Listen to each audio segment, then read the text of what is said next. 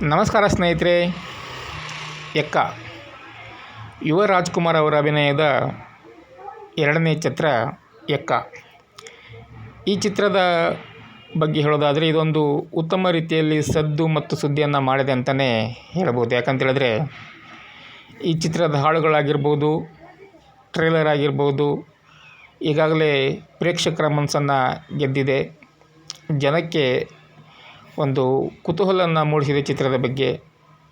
Trailer ಆಗಿರ್ಬೋದು, ಹಾಡುಗಳನ್ನು ಕೇಳಿದಾಗ ಚಿತ್ರ ನೋಡುವಂಥ ಒಂದು ಕುತೂಹಲ ಸೃಷ್ಟಿಯಾಗಿದೆ. ಚಿತ್ರತಂಡದವರು ಚಿತ್ರದ ಬಗ್ಗೆ ಉತ್ತಮ ರೀತಿಯಲ್ಲಿ ಪ್ರಮೋಷನನ್ನು ಮಾಡ್ತಾನೇ ಇದ್ದಾರೆ.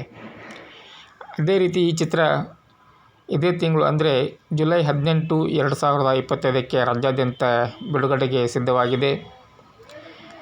ಚಿತ್ರದ ಬಗ್ಗೆ ಒಂದು ಕುತೂಹಲವನ್ನು ಮೂಡಿಸಿರೋದ್ರಿಂದ ಚಿತ್ರ ಯಶಸ್ವಿ ಪ್ರದರ್ಶನ ಕಾಣೋದ್ರಲ್ಲಿ ಯಾವುದೇ ರೀತಿ ಅನುಮಾನ ಇಲ್ಲ ಅಂತಲೇ ಹೇಳ್ಬೋದು.